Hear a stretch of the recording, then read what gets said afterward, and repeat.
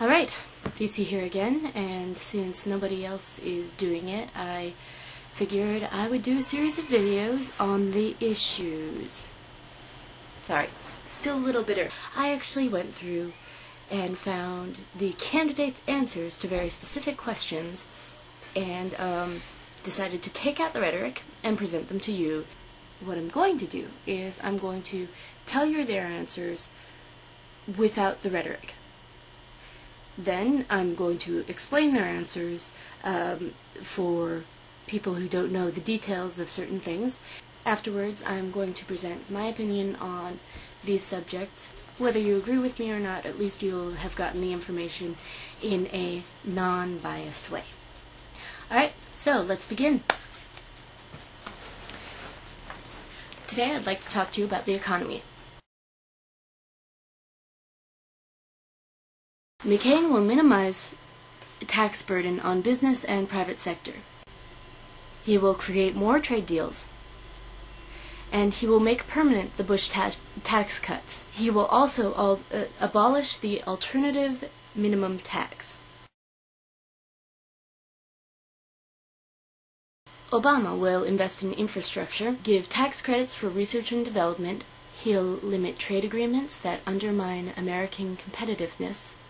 He will also work for digital inclusion.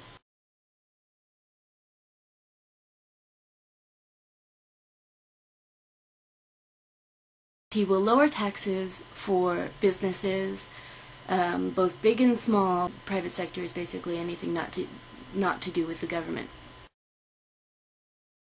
The hope is to be sending more products out, but we will also be getting more products in. You should already know those because you've been living in America for however long you have. The main complaint for the alternative minimum tax is that it has never been adjusted for inflation. It was created in 1986. It reduces deductions that people who make over $150,000 a year can take.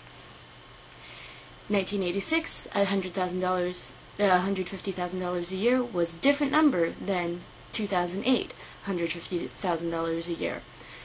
So this is why the alternative minimum tax is often seen as a terrible, terrible, terrible thing. Building things, basically. Bridges, building roads, public transportation, etc., etc., etc.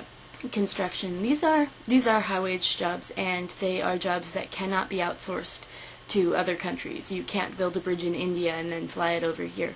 Well, I suppose you can, but why? It really encourages people who, say, want to graduate from high school, college, etc., etc., and actually have those high-wage jobs in America and not overseas. Because we like technology. If you think about all of the American-made clothing companies, American-made basically anything these days, toys, shoes, whatever, they all seem to be shipped overseas to China, Indonesia, and other places. But they can send these products back to America for much cheaper than we can make it in America. Now that means instead of jobs and money staying in America, the money goes over to China and Indonesia, and we are increasing our dependence on those foreign countries and basically taking jobs away from Americans. China has the most favored nation status as a trading partner, which means there are no tariffs, making it even cheaper for China to ship goods over to America. And if you look at the balance of trade, a lot more things are coming from China than coming from China to America than coming from America to China. I mean, we still have stuff going over there, but it's not nearly balanced. broadband access into every home and business and affordable rates to increase opportunities in business and communications for low-income families. Basically, this means he wants everybody to be connected to technology and the internet. The alternative minimum tax I don't have a problem with in theory. I do think that it should be adjusted for inflation, especially for, owners of small businesses and things like that. I think that it's very good to minimize the tax burden on businesses that have jobs in America. I don't think that it's good to give the same tax breaks to companies that have their factories here as the companies that have their factories in China and Indonesia. I just think that's wrong. I think that we should really be encouraging, if you want to make the economy better, jobs and wages. I think those are the keys.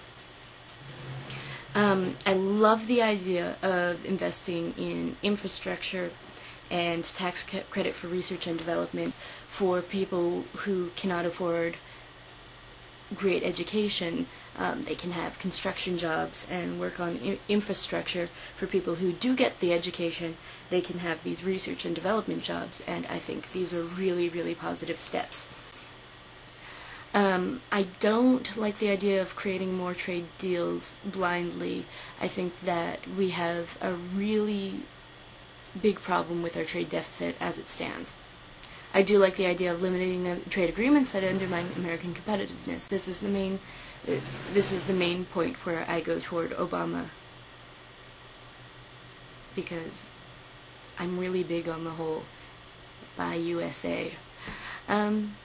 Digital inclusion sounds like a great thing. Again, I think Obama really hones in on what's going to create jobs and what's going to benefit the most people. McCain minimizing the tax burden on private business and private sector. We've seen Bush do that 1,000 times, and it has not improved the economy yet. It's again more of the same thing.